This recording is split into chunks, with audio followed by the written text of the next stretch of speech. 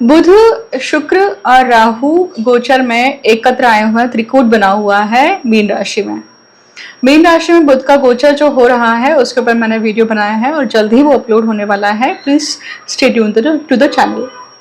आज मैं बात करने वाली हूँ इस त्रिकूट पे।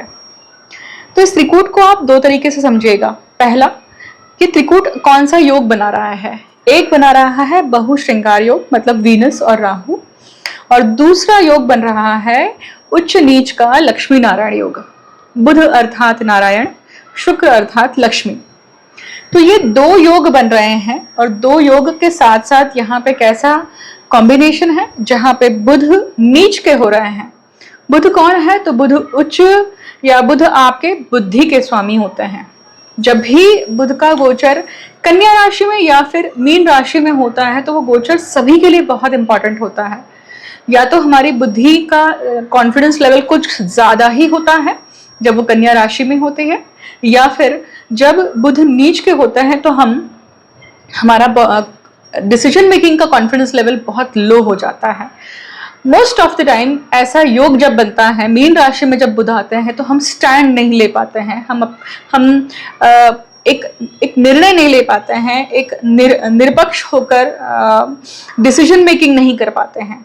अगर किसी के जीवन में कोई दो पक्ष चल रहे हैं, वो किसी असमंजस स्थिति में है, चाहे वो उसके दाम्पत्य जीवन में हो, चाहे वो उसके रिलेशनशिप के मैटर को लेकर हो, लव रिलेशनशिप हो, माता या पत्नी में किसको चूज करना है, ऐसी बड़ी जटिल जब कंडीशन होती है व्यक्ति की जीवन में, अपने पत्नी की तरफ ध्यान दे या अपने पति की तरफ ध्यान दे या अपने माता की तरफ ध्यान दे, माता पिता की तरफ, जब ऐसे रिलेशनशिप दिस वर्सेस दिस ऐसी सिचुएशन जब होती है तो हम बहुत बार मोस्ट ऑफ द टाइम जिसका ये गोचर चल रहा है उसकी नपुंसकता बाहर आती है।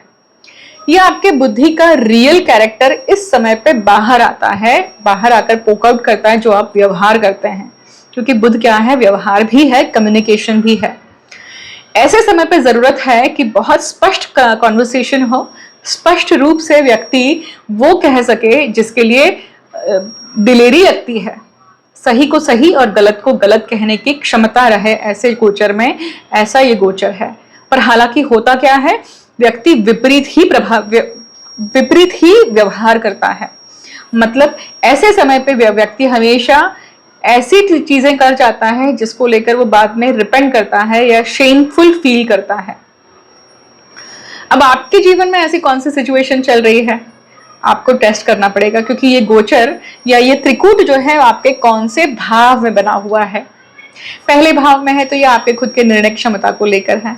दूसरे भाव में है तो ये कुटुंब में, मतलब आपके फैमिली मैटर में हुआ, धन को लेकर हुआ। तीसरे भाव में है तो ये कहीं ना कहीं सिबलिंग से संबंधित हुआ या आपके खुद के एफर्ट्स के संबंधित हुआ।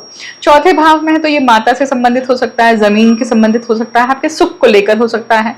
पांचवें भाव में है तो क्या होगा कि भाई संतान को लेकर या अपनी ही बुद्धि को लेकर जो व्यक्ति एक इल्यूजन में जीता है उसको लेकर हुआ। छठवें भाव में हुआ तो वो नौकरी के लिए, आपके डेली रूटीन के लिए जो चीजें जरूरी है वहां पे आप डिसीजन मेकिंग ले पा रहे हैं। अपने बुद्धि या अपने जॉब के लिए जो चीजें अच्छी हैं करना चाहिए, ग्रूम करना चाहिए, या अपने आप को ऊपर उठाने के लिए जो चीजें करनी चाहिए, आलस से छोड़ना चाहिए, वो नहीं ले पा रहे हैं। सप्तम स्थान मतलब आपके पत्नी के साथ में या आपके पति के साथ में। अष्टम स्थान मतलब आपकी गुप्त बुद्धि और आपकी खुली बुद्धि, उसके बीच की लड़ाई है, वहां पे नपुंसकता है, वहां पे कहीं ना कहीं डिसीजन मेकिंग गलत है। भाग्य भाव में भाग्य से संबंधित चीजों को लेकर है, पिता से संबंधित चीजों को लेकर है। बहुत लंबे समय से जो चीजें आप अपने पिता से नहीं कह पा रहे हैं या भाग्य के लिए करना चाहते हैं, कर नहीं पा रहे हैं, वहां पे स्टैंड नहीं ले पा रहे हैं, वो समय है। दशम भाव में कर्म है, कर्म की जगह पर आपको ये चीज मिलेगी।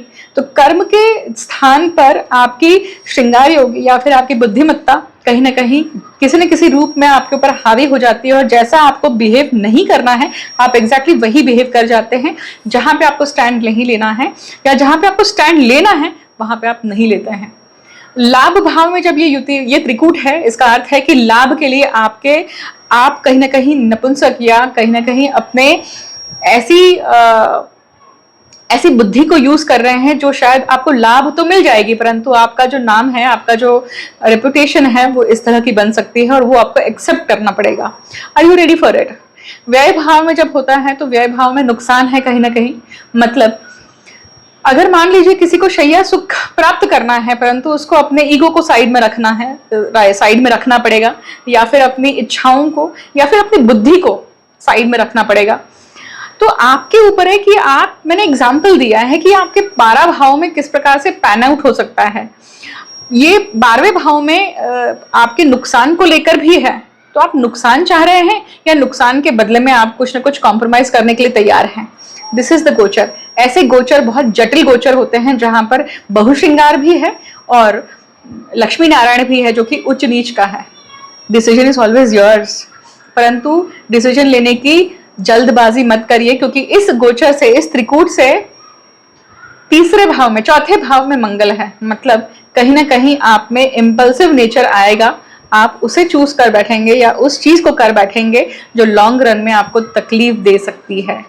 सोचिएगा, विचार करिएगा, इस त्रिकूट के आपको और क्या परिणाम, आपके जीवन में क्या चल रहे हैं, ये डिपेंड करता है कि आपके पत्रिका में ये योग किस प्रकार से इंटरैक्ट करता है बाकी ग्रहों के साथ में, और आपके जन्मस्थ ग्रह किस प्रकार से बैठे हुए हैं, उसके अनुसार भी आपको फल की प्राप्ति होगी।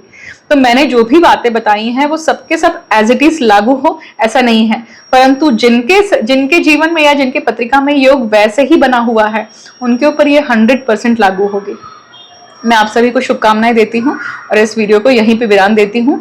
इस त्रिकूट को सामना करने के लिए आपको ईश्वर धाड़स दे, ईश्वर आपको न्यायपूर्ण बनाकर रखें, आप में धार्मिकता या धर्मबद्ध बुद्धि डेवलप हो, ऐसी में ईश्वर के चरणी प्रार्थना करती हूँ। Thank you so much. अगली वीडियो में जल्द ही मिलूंगी आपसे। Thank you so much. Her her Mahadev.